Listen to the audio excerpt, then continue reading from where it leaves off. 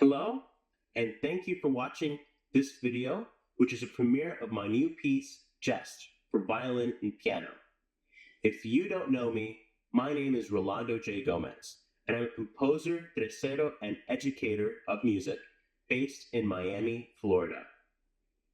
The piece of which you are about to hear was written as part of Copland House's CULTIVATE program.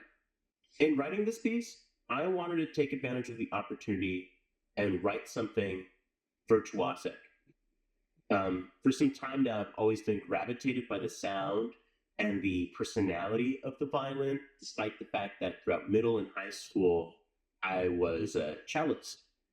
And so I decided, well, you know what? I'm going to write a showpiece for the violin, accompanied by the piano. And with that in mind, the first challenge was, well, how is the violin and the piano going to sort of relate? So as a listener, one thing I encourage you to do with maybe this first listening, if this is your first time, is to pay attention to the relationship of the violin and the piano. Because there'll be moments where they have little solos, yes, but there'll be moments where they're both talking at the same time, which is kind of rude. And then there are moments where they come together and, are saying the same thing together. There are other moments where they decide to be a little bit more polite and they're engaged in dialogue.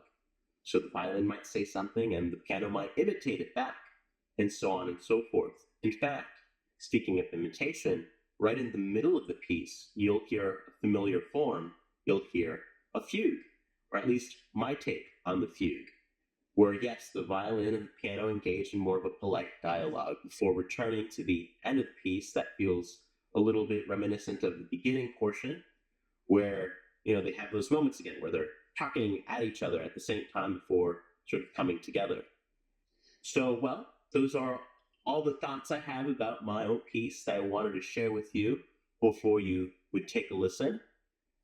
And a couple final words. I just want to say thank you to Copland House for giving me the opportunity to write this piece and have it workshopped and premiered and professionally video recorded. I mean, it's pretty surreal sort of having this sort of opportunity and also being able to be at Eric Copland's house. Well, thank you, and I hope you enjoy this piece. Thank you.